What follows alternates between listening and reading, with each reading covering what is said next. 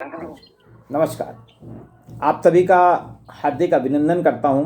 भुआ बिछिया शासकीय महाविद्यालय के प्राचार्य जी का, कोष्टा सर का, सुखदेव सर का और बाकी सभी जो फैकल्टी हैं और विद्यार्थी।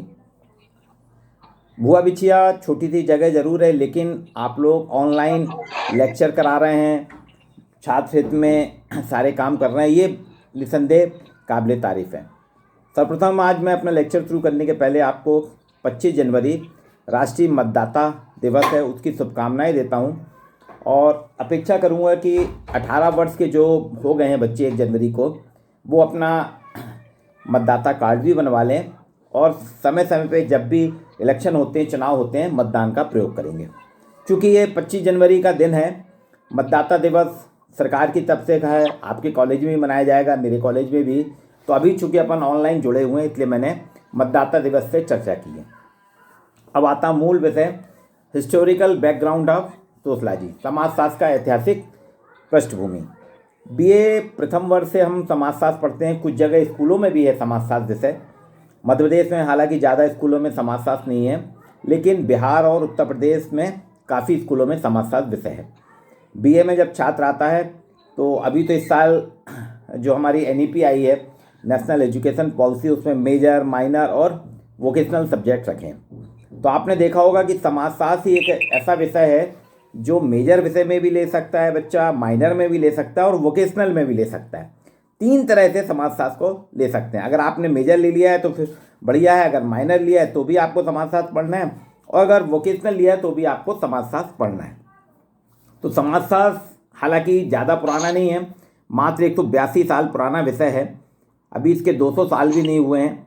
भारत में तो पिछले साल 2020 में 100 साल हुए थे। तो इस पे हम जो चर्चा करेंगे समाजशास्त्र की, उसका मैं थोड़ा शुरुआत करता हूँ। समाजशास्त्र की उत्पत्ति, समाजशास्त्र कैसे आया, उसकी हिस्ट्री के बारे में जानना जरूरी है। कोई समाजशास्त्र की जब बात होती है तो एक विषय के रूप में होती है कि समाजशास्त्र जैसे अन्य विषय हैं, रसायन शास्त्र है, अर्थशास्त्र है, राजनीति शास्त्र है या भाषा विज्ञान है, ऐसे ही समाज का अध्ययन करने वाला एक शास्त्र समाजशास्त्र है, जिसमें समाज से जुड़े हुए संबंधों को, सामाजिक क्रियाओं को, सामाजिक प्रक्रियाओं को, समाज में होने वाली घटनाओं को, सामाजिक संरचना को, इन सब के बारे में विश्लेषित किया जाता है। इसका अध्ययन करते हैं और इस अध्ययन के माध्यम से लोगों को जानकारी दी जाती है। ये एक सामान्य सी बात है कि समाजशास्त्र विषय की ये है। लेकिन ये शुरुआत कैसे हुई, कहाँ से हुई? हर विषय के पीछे या कोई भी जो घटना होती है उसके पीछे कुछ ना कुछ कारण होते हैं, कुछ ना कुछ कॉज होते हैं, कॉज एंड इफेक्ट होते हैं। किन्हीं कारणों से या तो विषय की उत्पत्ति होती है या कोई घटना घटती है। तो समाजशास्त्र की जो शुरुआत हुई है वास्तव में ज़्यादा पुराना नहीं है, लेकिन यूरोप से इसकी शुरुआत हुई थी। यूरोप में जो सामंतवादी व्यवस्था चल रही थी उससे लोग बाग काफ़ी परेशान हो चुके थे और यूरोप में 2 चीज़ें थी। इसके पीछे मूल कारण क्या है? एक तो ऐतिहासिक कारण यह है और दूसरा वैज्ञानिक कारण और औद्योगिक क्रांति। कुछ लोग तो यहाँ तक कहते हैं कि समाजशास्त्र एक तरीके से बाय प्रोडक्ट है इंडस्ट्रियलाइजेशन का, औद्योगिकरण का सह उत्पाद है। आपने देखा होगा कई चीज़ें होती हैं ना, उसके साथ सह उत्पाद रहते हैं, बाय प्रोडक्ट होते हैं।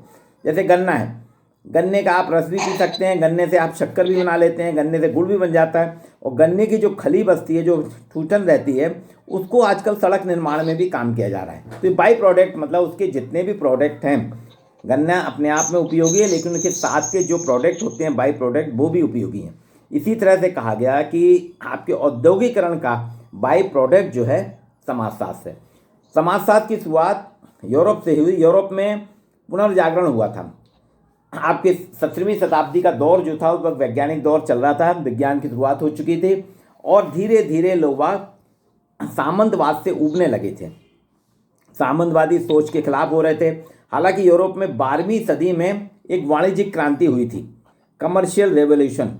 12वीं सदी में यूरोप में वाणिज्यिक क्रांति हुई थी। यूरोप के लोग वाणिज्यिक क्रांति के चलते एक देश से दूसरे देश के लिए जा रहे थे। आप उसी में देखा होगा कि वास्को डी गामा, कोलंबस, ये सारे उसी दौर के हैं। ये एक देश से दूसरे देश को जाते थे, भारत भी आते थे, अमेरिका भी गए और अन्य देशों में जाके वहाँ के सामान लाके अपने देश का सामान वहाँ देते थे और उन देशों का सामान अपने यहाँ लाके बेचते थे। तो वाणिज्यिक क्रांति के कारण यूरोप के लोग काफ़ी धनाढ़ हो गए, उनकी आर्थिक स्थिति अच्छी हो गई। जब आर्थिक स्थिति हमारी अच्छी हो जाती तो आदमी दूसरी चीज़ें सोचने लगता है। इसी दौर में यूरोप में 14वीं सदी में वैज्ञानिक क्रांति हुई। वैज्ञानिक क्रांति के कारण जनता ने सोचने को यह मजबूर करा कि हमको अपनी जो दीनहीन दशा है ये उसको अपलिफ्ट करना होगा, उसको ऊपर उठाना होगा। ये भगवान की कृपा या धर्म प्रचारकों की कृपा या पोप की कृपा से नहीं है, वास्तव में हमारी दीनहीन दशा जो है या हमारी आर्थिक स्थिति हमको अगर अपनी अपलिफ्ट करना है, अच्छी करना है, तो हमको अपने ही प्रयास करना होंगे। तो दो चीज़ें हैं, 12वीं सदी की वाणिज्यिक क्रांति, उसने यूरोप के लोगों को काफ़ी मजबूत कर दिया आर्थिक दृष्टि से, और 14वीं सदी में जो वैज्ञानिक क्रांति, उससे लोगों का विश्वास जो था विज्ञान की तरफ जाने लगा, सत्य और असत्य की तरफ जाने लगा। जो काल्पनिक चीज़ें थी धर्म के आधार पे, जो धार्मिक संस्थाओं के माध्यम से चल रहा था, उसके प्रति इनका मन उचाट होने लगा। दूसरी चीज़, वैज्ञानिक क्रांति ने लोगों को एक सोच, यूरोप के लोगों में एक सोच डेवलप करी। उसमें एक कोपरनिकस, आपने सुना होगा, विज्ञान के छात्र सब जानते होंगे।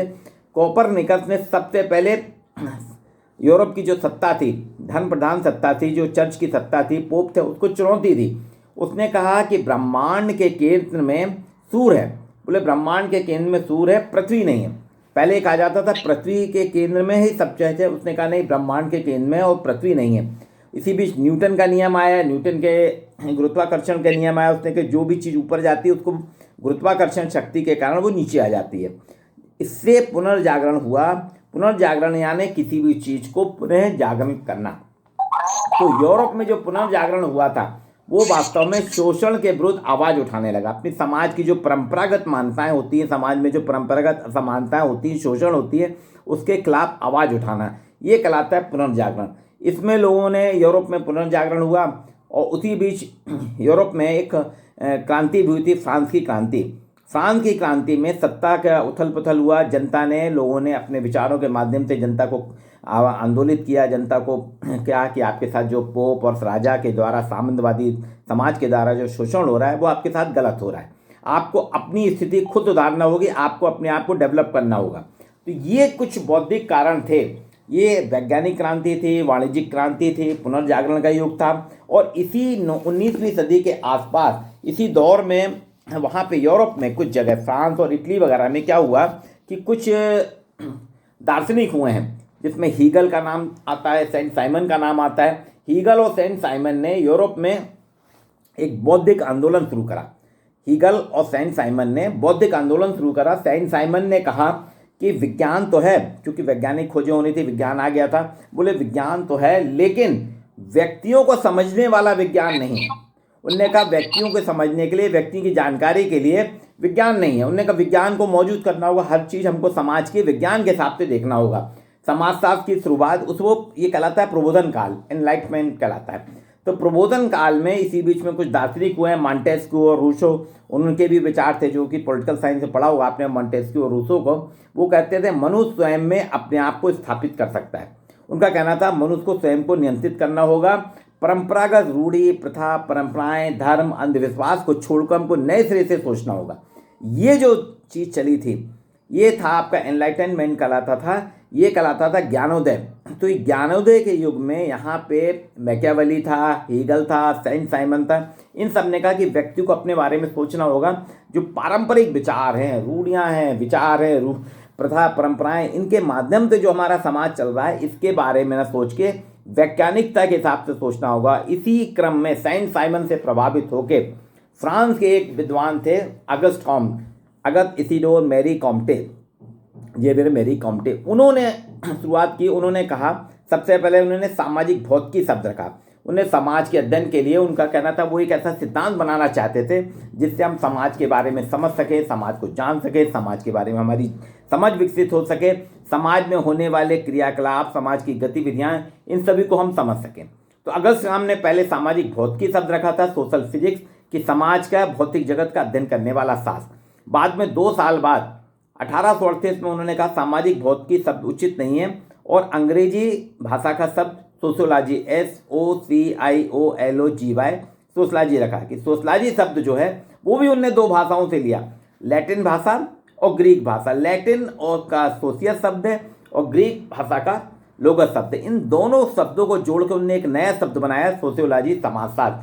सोशलॉजी समाजशास्त्र जो है उसके बारे में उनका कहना था कि समाज का हमको अध्ययन वैज्ञानिक तरीके से करना होगा, जिससे से विज्ञान में निष्पक्ष रूप से अध्ययन किया जाता है, विज्ञान का अध्ययन सार्वभौमिक होता है, विज्ञान के सारे सिद्धांतों में क्या क्यों कैसे कर अध्ययन किया जाता है, विज्ञान हर चीज को समझता है, विज्ञान हर चीज की अध्ययन करता है, विज्ञान हर चीज का विवेचन करता है। इसी आधार पर उनका कहना था कि समाजशास्त्र का अध्ययन करने वाले लोग भी समाज का वैज्ञानिक अध्ययन करेंगे। इसलिए आपने देखा होगा जो अभी फर्स्ट ईयर में तो नहीं, थर्ड ईयर के जो बच्चे हैं, बीए थर्ड ईयर में, उन्होंने देखा होगा समाजशास्त्र में अगस्टकॉम के सिद्धांत आते हैं, लॉ ऑफ 3 स्टेजेस। उनने 3 स्तरों का सिद्धांत दिया कि समाज में देखिए पहले काल्पनिक अवस्था थी, फिर तार्किक अवस्था आई, फिर वैज्ञानिक अवस्था आई। इसी तरह से उनने विज्ञानों का संस्करण दिया कि सबसे पहला विज्ञान जो है वो गणित है, सबसे पुराना। और गणित एक ऐसा विज्ञान है जो किसी पे आधारित नहीं है, वो डिपेंडेंसी उसकी किसी पे नहीं है, वो स्वतंत्र विज्ञान है, इसलिए उसको उन्हें सबसे पहला और पुराना विज्ञान माना। गणित के बाद खगोल विज्ञान को रखा, खगोल विज्ञान के बाद में भौतिकी विज्ञान को रखा, फिर रसायन शास्त्र रखा, और सबसे अंत में उन्होंने समाजशास्त्र रखा। उनका कहना था समाजशास्त्र विषय एक ऐसा विज्ञान है जिसमें हम गणित का भी प्रयोग करते हैं, खगोल विज्ञान का भी प्रयोग करते हैं, भौतिक जगत का भी प्रयोग करते हैं, रासायनिक क्रियाओं का भी प्रयोग करते हैं, अर्थशास्त्र, यानी सभी का समन्वय करके हम समाज को जानने का काम करते हैं, समाज को पहचानने का काम करते हैं। इस आधार पर उन्होंने अगस्टकॉम ने शुरुआत की थी। तो 1838 में फ्रांस में इसकी शुरुआत हुई। देखिए 1838 के बाद समाजशास्त्र धीरे धीरे निकला, फ्रांस से होते हुए इंग्लैंड आया। इंग्लैंड में एक रेलवे के इंजीनियर थे हर्बर्ट स्पेंसर, उन्होंने जैविकी आधार पे, बायोलॉजिकल आधार पे, सावयवी आधार पर उन्होंने कहा कि हमको समाज को समझना होगा। उनका कहना था जिस तरह से हमारे शरीर में कई अंग होते हैं और सब मिलकर एक साथ काम करते हैं, हर अंग एक दूसरे से प्रभावित होता है, हर अंग एक दूसरे पर डिपेंडेंट होता है, इसी सामाजिक शारीरिक संरचना के आधार पर उन्होंने कहा कि हमारे समाज की संरचना भी ठीक सावयवी आधार पर है।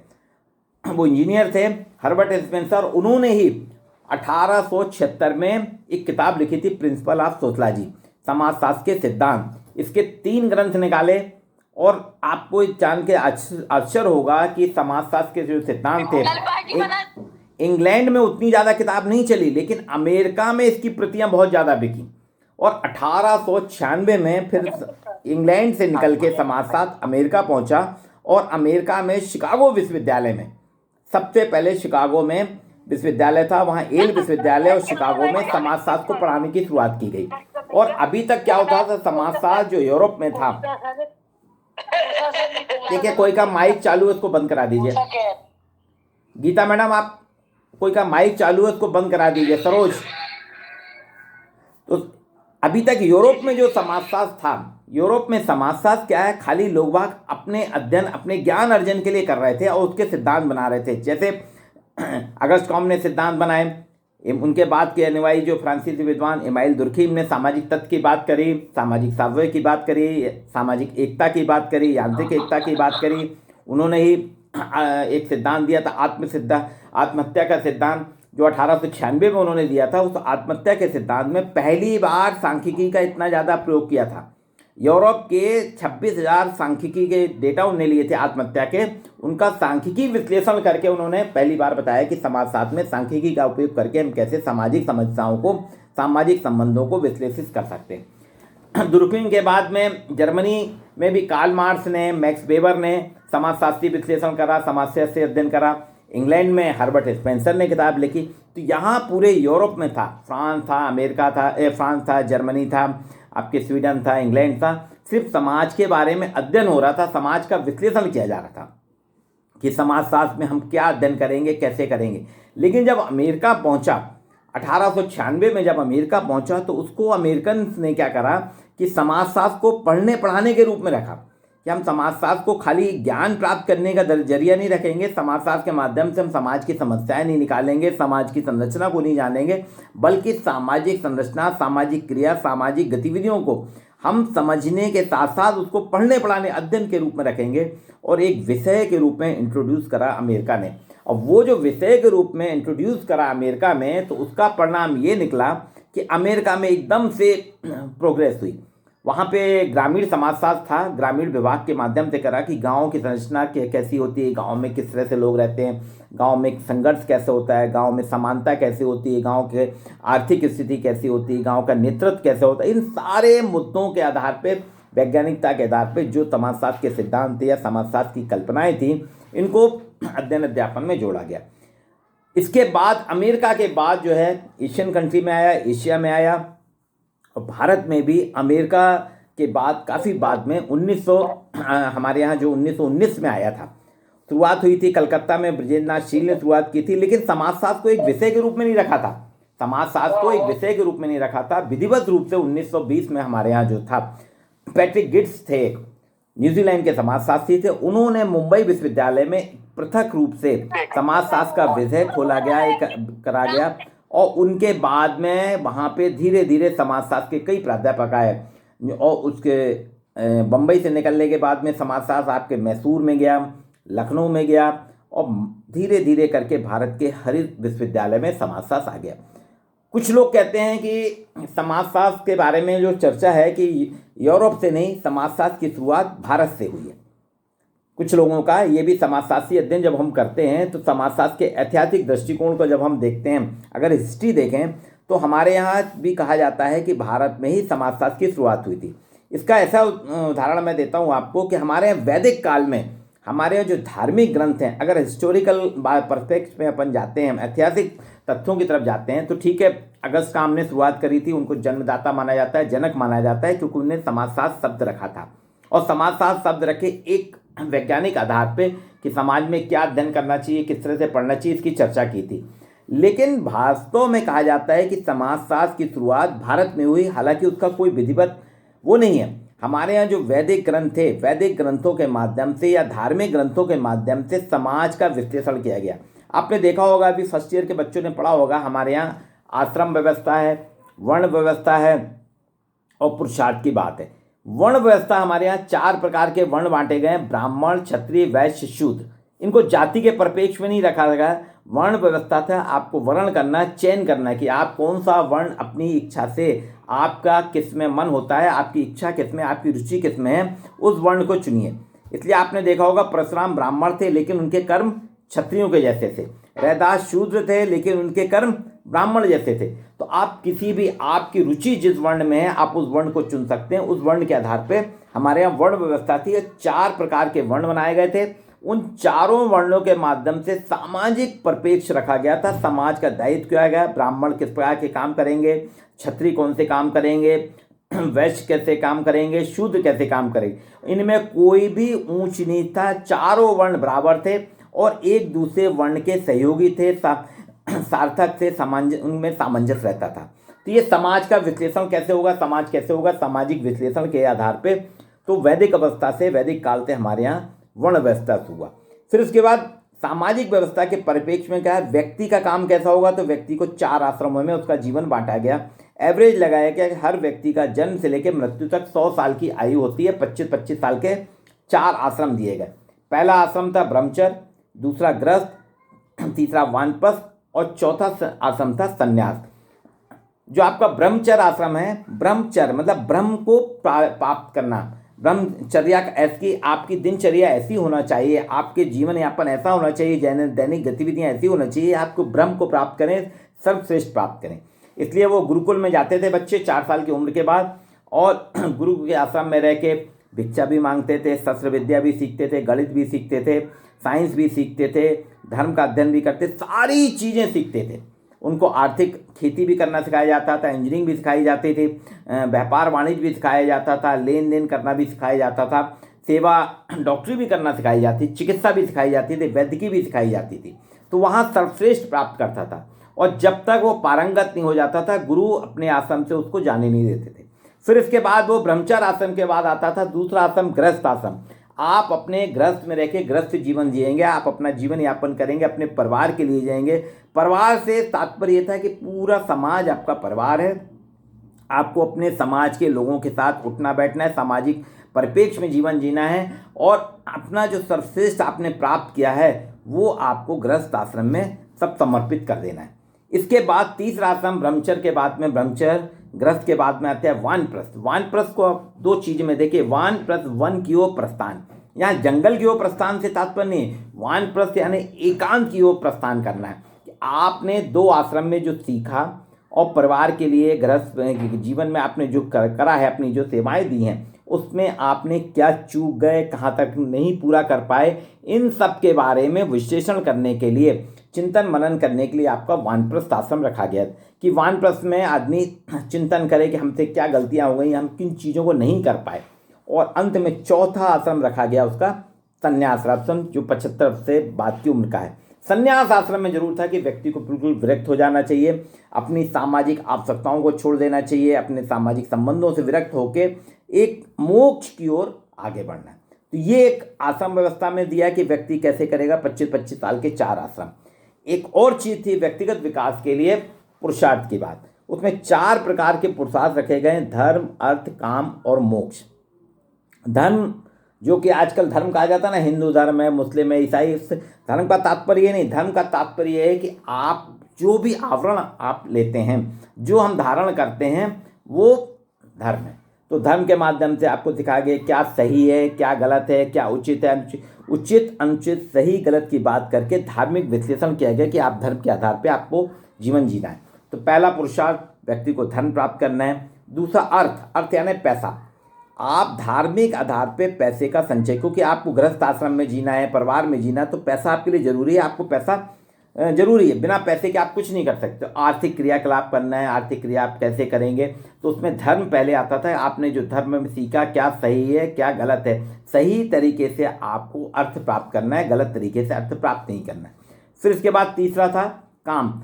मन वचन कर्म से आपको सक्रिय रहना है। काम का अर्थ सेक्स से नहीं है, काम का अर्थ यहाँ पे था कि आपको अपने सभी चीज प्रकार सक्रिय रहना है, निष्क्रिय नहीं रहना है, आलसी नहीं रहना। आपको निरंतर काम करना। कौन से काम करना है? धार्मिक आधार पे काम करना है, आर्थिक आधार पे काम करना है, जिससे हम एक दूसरे के सहयोगी हों, समाज की मदद कर सकें। और फिर चौथा है मोक्ष, यानी आपने तीनों पुरुषार्थ अगर पूरे कर लिए, धर्म अर्थ काम, तो आपको इस जीवन से मुक्ति मिल जाएगी, मोक्ष। तो ये था। एक और हमारे यहाँ धार्मिक ग्रंथों में कर्म का सिद्धांत है कि हमेशा कर्म करना चाहिए, व्यक्ति को फल की चिंता नहीं करना चाहिए। ये जो 4 चीज़ें हैं ये सामाजिक परिप्रेक्ष्य में की गई, इसलिए कहा जाता है कि समाजशास्त्र का उदय या समाजशास्त्र की शुरुआत भारत में हुई।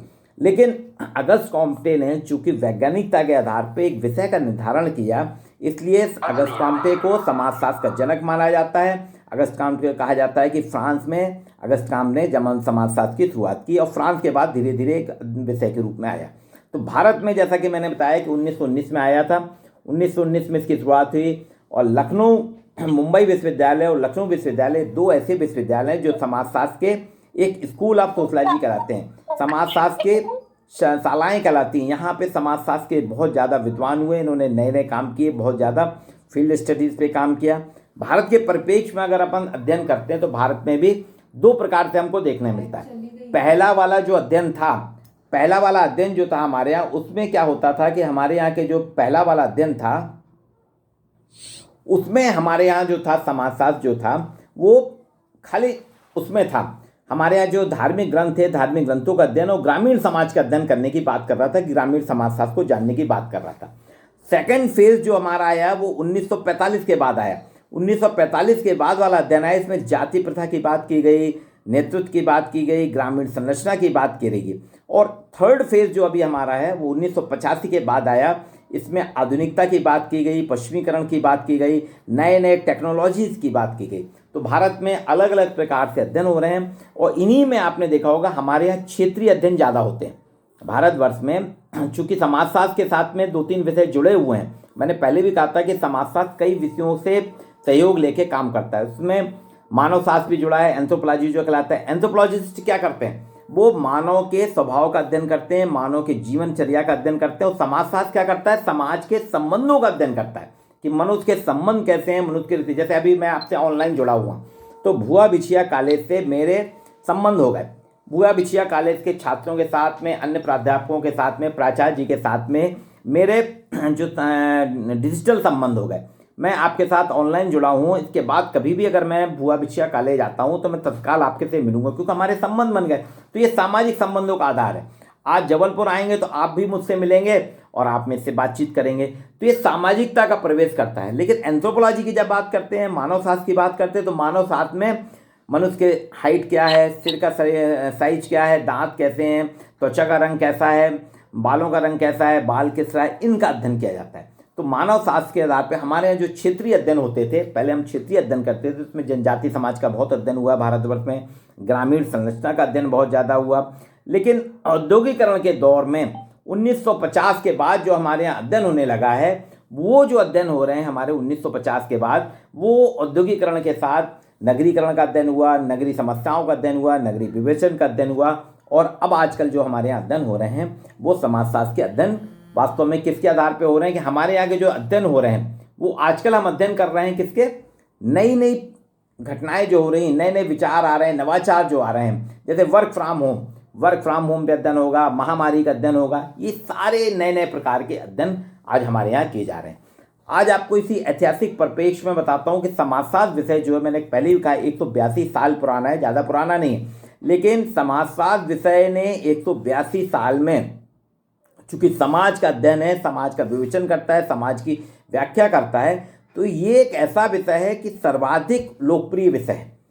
आज भारत में ऐसी कोई भी ब्रांच नहीं है, शिक्षा की ऐसी कोई भी शाखा नहीं है जिसमें समाजशास्त्री या समाजशास्त्री की उपयोगिता ना हो। अभी कोविड काल में सबसे ज़्यादा प्रयोग क्या है, समाजशास्त्रियों का किया गया। डॉक्टरों ने, चिकित्सा शास्त्रियों ने तो करा, लेकिन डॉक्टरों ने भी कहा और हमारी गवर्नमेंट एजेंसी ने भी कहा कि समाजशास्त्रियों से संपर्क करें, क्योंकि महामारी के बारे में समाज को जो दिशा निर्देश दे सकते हैं वो समाजशास्त्री कर सकते हैं। तो आपने देखा होगा समाजशास्त्र खाली बीए भर में नहीं पढ़ा जाता है, बीए एमए या पीएचडी करने के लिए नहीं, ये आर्ट्स का विषय नहीं है। आज मैनेजमेंट जो करते हैं, एमबीए जो करते हैं, एमबीए करने वाले छात्र को बताया जाता है कि आप मार्केटिंग कैसे करेंगे, फाइनेंस का काम कैसे करेंगे, क्योंकि मार्केटिंग आपको कहाँ करना है, समाज में करना है। फाइनेंस आपको कहाँ करना है, समाज में करना है। तो मार्केटिंग करना, मैनेजमेंट करना, हॉस्पिटैलिटीज़ करना, ये सारी समाज में करना, तो एमबीए में भी समाजशास्त्र एक प्रमुख विषय के रूप में पढ़ाया जाता है। मेडिकल कॉलेज में डॉक्टर, नर्स और पेशेंट, इन तीन की ट्यूनिंग रहती है। वार्ड वाइज नर्स एक हो गया, ऑफिस के मेडिकल कॉलेज के कर्मचारी, एक डॉक्टर हो गया, पेशेंट और पेशेंट के परिवार में, इनके बीच में अगर रिलेशन अच्छे होते हैं, कई बार आपने देखा होगा आपके डॉक्टर बहुत ज़्यादा क्वालिफाइड नहीं रहते, लेकिन वो डॉक्टर आपके साथ एसोसिएट इतने ज़्यादा हो जाते हैं कि आप उनसे चर्चा कर लेते हैं, वो समझ जाते हैं पेशेंट को क्या बीमारी है। तो डॉक्टर मरीज के संबंध अच्छे होना चाहिए। अगर डॉक्टर और मरीज के संबंध अच्छे नहीं होंगे तो मरीज को जल्दी लाभ भी नहीं मिलता। तो चिकित्सा जगत में भी देखिए, मेडिकल कॉलेज में, नर्सिंग में, पैरामेडिकल्स में, आपके एमबीबीएस में भी सोशलॉजी शब्द पढ़ाया जाता है, सोशलॉजी विषय को इंट्रोड्यूस किया गया। टेक्नोलॉजी कैसी होना चाहिए, हमारे यहाँ जो टेक्नोलॉजी है वो टेक्नोलॉजी हम किसके लिए रखते हैं, समाज के लिए। अगर समाज के परिप्रेक्ष्य में टेक्नोलॉजी होगी तो हाथों हाथ ली जाती है। आपको एक घटना दिलाता हूँ, याद दिलाता हूँ। सबसे पहले नोकिया फ़ोन बना था हेलसिंकी में, वो 1962-63 के आसपास बना था, वहाँ नोकिया फ़ोन बनाया था, मोबाइल फ़ोन। वो जो मोबाइल फ़ोन था इतना बड़ा होता था, साइज में एक ईंटे के बराबर था, उसका वजन ही था लगभग 7 से 8 किलो का, और उस मोबाइल को चार्ज होने में पूरे 24 घंटे लगते थे, और उसकी बैटरी डिस्चार्ज हो जाती थी 2 या 3 घंटे में, और उसकी रेंज थी मात्र 2 किलोमीटर की। तो देखिए 1962 का बना हुआ मोबाइल फ़ोन चलन में नहीं आया। फिर उसमें जब समाज की उपयोगिता को देखते हुए टेक्नोलॉजिस्ट ने समाज शास्त्रियों से मिलकर बात करी, और देखिए 1980 के बाद में हल्का फ़ोन बनाया, उसका वजन कम करा, बैटरी चार्ज होने में समय कम लगने लगा, बैटरी ज़्यादा देर तक चलने लगी, उसकी रेंज बढ़ा दी। तो आज देखिए मोबाइल फ़ोन सबकी एक सूचना प्रौद्योगिकी का एक ऐसा साधन बन गया कि हर आदमी के पास एक नहीं 2-2 मोबाइल है। मोबाइल से देखिए मेरा लेक्चर चल रहा है मोबाइल के थ्रू, आपकी ऑनलाइन परीक्षा हो रही है, आप रेलवे के जो टिकट हाथ में आते थे आपके, वो ख़त्म हो गए, मोबाइल में आ रहे हैं, नेट बैंकिंग हो रही, मतलब मोबाइल को जनरलाइज कर दिया गया। तो ये समाज की उपयोगिता के हिसाब से किया गया। टेक्नोलॉजिस्ट को भी आज समाजशास्त्रियों की ज़रूरत होती है, इसलिए आज IITs जो होते हैं या NITs होते हैं, वहाँ भी समाजशास्त्र एक प्रमुख विषय के रूप में पढ़ाया जाता है। पर्यटन में देखिए, सोशलॉजी आप पर्यटन है, तो पर्यटक को क्या चाहिए, पर्यटन किस तरह से करा जाएगा, पर्यटन की क्या आवश्यकताएं हैं, पर्यटन और मतलब गाँव के संबंध क्या हैं, शहर के संबंध क्या हैं, तो वहाँ सोशलॉजी पढ़ाया जाता है। हिस्ट्री ऑफ सोशलॉजी, किसी भी देश की हिस्ट्री को जानना है तो वहाँ के सामाजिक संबंध कहते हैं, सामाजिक क्रियाकलाप कहते हैं, ये आपको जानना पड़ता है। एक और विषय आपने देखा होगा कि हमारे यहाँ सोशलॉजी जो है साइंस के साथ भी जोड़ा गया, इकोनॉमिक्स के साथ जोड़ा गया, विज्ञापन के साथ जोड़ा गया। आपने देखा होगा कि आजकल जो है चुनाव के दौर में आपने देखा होगा चुनाव पहले जैसा नहीं होता। अभी जैसे यूपी वगैरह के चुनाव हो रहे हैं, यहाँ और इसके अभी अपने यहाँ भी मध्य प्रदेश में होंगे, चुनाव पूरी तरह से कंपनियां करती हैं। कंपनियों ने राजनीतिक दल को एक प्रोडक्ट के रूप में बेचना शुरू कर दिया। ये 1990 से आया कि चुनावी दौर जो है कंपनियां आने लगी, उसमें अधिकतर समाजशास्त्री बताते हैं कि कहाँ पे जातिगत समीकरण के हिसाब से किस जाति के व्यक्ति को वोट देना चाहिए, किस जाति के व्यक्ति को टिकट देना चाहिए, किस जाति का कॉम्बिनेशन कैसा है। इसलिए आप देखिए जितने भी राजनीतिक दल हैं वो अपने यहाँ समाजशास्त्रियों को रखते हैं, समाजशास्त्रियों से उनसे पूछते हैं समाज की पकड़ क्या है। जब तक कोई भी व्यक्ति समाज की समझ को नहीं जानेगा, समाज को नहीं समझेगा, समाज के बारे में नहीं जानेगा, वो कुछ नहीं कर सकता। आपने देखा होगा हमारे यहाँ जो कलेक्टर, डिप्टी कलेक्टर जो है प्रशासनिक अधिकारी होते हैं, इनकी जब ये क्वालिफाई हो जाते हैं, इंटरव्यू से सिलेक्ट हो जाते हैं, इनकी ट्रेनिंग होती है, 3-3 महीने की ट्रेनिंग होती है। इसमें इनको समाजशास्त्र विषय पढ़ाया जाता है, क्योंकि जब कोई कलेक्टर या कोई एसपी जब किसी जिले में नियुक्त होता है तो अगर उसने ग्रामीण समाज, नगरीय समाज, सामाजिक संबंध, सामाजिक संरचना का अध्ययन नहीं किया है तो वो अपने प्रशासनिक कार्य वहाँ नहीं कर सकता।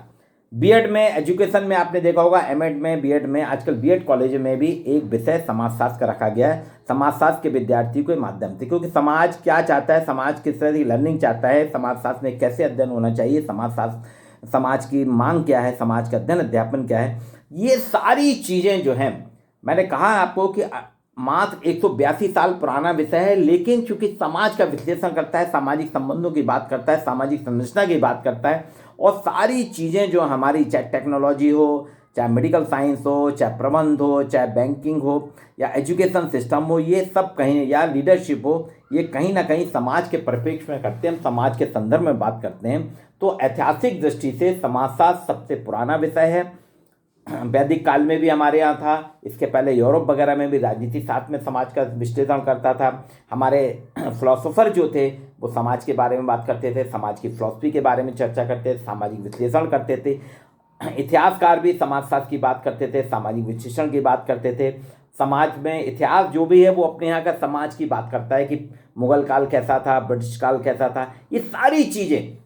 पर ऐतिहासिक रूप से, सैद्धांतिक रूप से 1838 में अगस्त कॉम ने एक विषय के रूप में इसको इंट्रोड्यूस कर दिया, समाजशास्त्र। और जो उन्होंने समाजशास्त्र विषय रखा, जो कि अंग्रेजी भाषा का सोशलॉजी शब्द का हिंदी अनुवाद है, जिसमें सोशियस और लोगोस दो लैटिन और ग्रीक भाषा के शब्दों को जोड़कर उन्होंने बनाया। उसके बाद से ये ज़्यादा चलन में आया। लेकिन वास्तव में समाजशास्त्र सबसे पुराना, सबसे प्राचीन विषय के रूप में है, जो सदियों से चला आ रहा है, वैदिक काल से चला आ रहा है। हमारे जितने भी धर्म ग्रंथ हैं, चाहे वो कुरान शरीफ हो या बाइबल हो, इन सब में कहीं ना कहीं सामाजिक परिप्रेक्ष्य की बात है।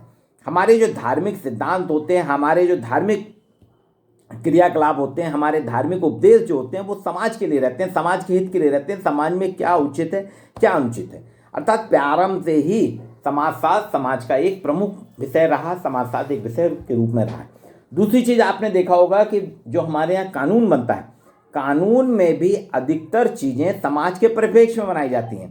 कानूनी ज्ञान हो, कानूनी परिप्रेक्ष्य, राजा महाराजा जो भी करते हैं, समाज के लिए काम करते हैं। तो ये सारी चीज़ें जो हैं, शुरुआती समाज की स्थापना जब से हुई तब से ही समाज के परिप्रेक्ष्य में अध्ययन किया जा रहा था, समाज के विश्लेषण किया जा रहा था। इसलिए समाजशास्त्र एक प्राचीन विषय है, सर्वाधिक पुराना विषय है, और इसका हम जितना भी अध्ययन कर रहे हैं, ये सैद्धांतिक रूप से, वैज्ञानिक रूप से हम अध्ययन कर रहे हैं। इसमें कुछ चीज़ें हमको ध्यान देना पड़ती है समाजशास्त्र में। क्या समाजशास्त्र का अध्ययन, चूंकि विज्ञान की बात की, ऐसा होना चाहिए जो सार्वभौमिक हो, यूनिवर्सल हो।